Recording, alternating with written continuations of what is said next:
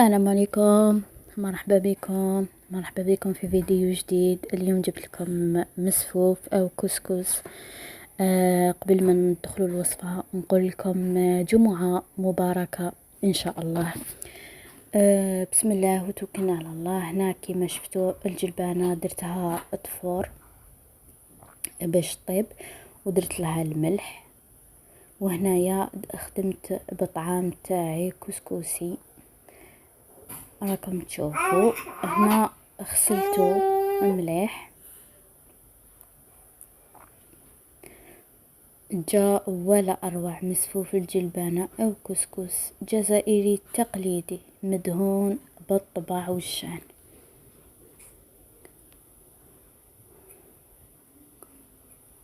وهنايا بعد ما نشف لي درت شويه زيت في يديا وراني نحل فيه باش ما يتعجليش وما يقعدوليش كريات. فوالا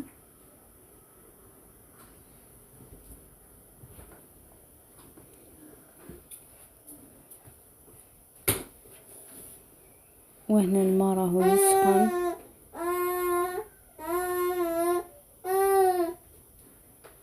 باش ندير طعام ايفور. هنا زدت درت بعد ما نشف لي وريح درت الزيت في يدي واني نحط في الطعام في الكسكاس باش نحط يدير التفويره الاولى.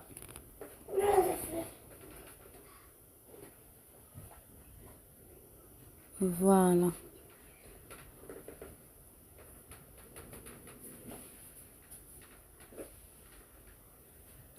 وهنايا بعد ما طابت لي الجلبانه وغليت البيض، والجلبانه هنا شوفوا راهي تبرق ما شاء الله، طيبه زبده السكر، درت لها زيت زيتون. هنا الطعام تاعي راهو ايفور، شوفوا ايفور. هنا بعد ما فار لي التفويره الاولى نديرلو الملح ونزيد نرشو بالماء.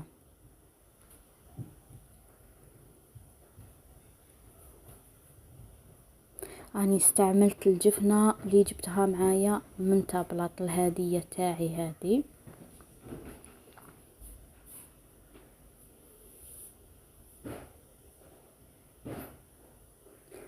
وهنايا درت يدي فيهم الزيت باش داك الطعام. شوفوا في الاخر كيفاش جا، الله يبارك ما شاء الله. شوفوا كي نرفدو كيفاش يطيح وحده ما شاء الله، شغل الرمل. شوفوا الله يبارك ما شاء الله.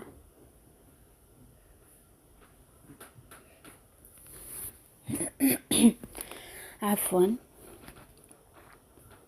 وهنا كنت خليته ديجا ريح باش نزيد نحطه في الكسكاس لتفويرة الثانية. فوالا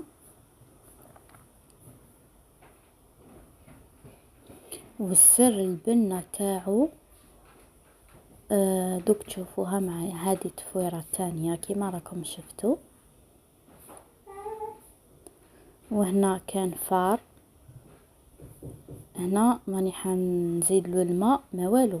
هنا راني حندير له زيت زيتون كيما راكم تشوفوا، واني حندير له زبده دايبه. فوالا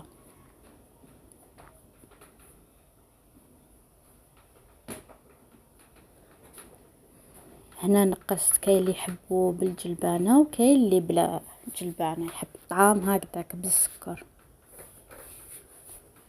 وهنايا ضفت له الجلبانه دوك هكا، ونزيد نخلط مليح ونروح نفور كلش الجلبانه وطعام تزيد في البنه ويجي ولا اروع. والطعام هذا والجلبانه هذيك تطلق الريحه في الطعام يجي ولا اروع. نتمنى تجربوها وترجعوا لي في التعليقات. هكذا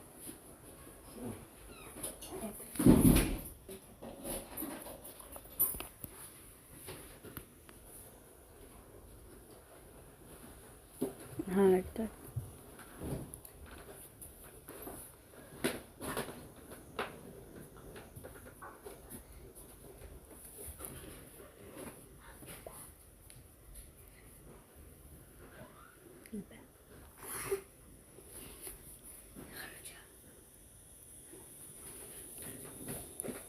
فوالا، وراه جاهز الطعام تاعي، ولا المسفوف ولا كسكسي.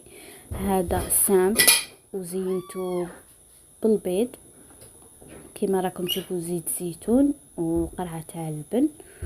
وها نتمنى تجربوه وترجعوا لي في التعليقات. السلام عليكم ورحمه الله وبركاته.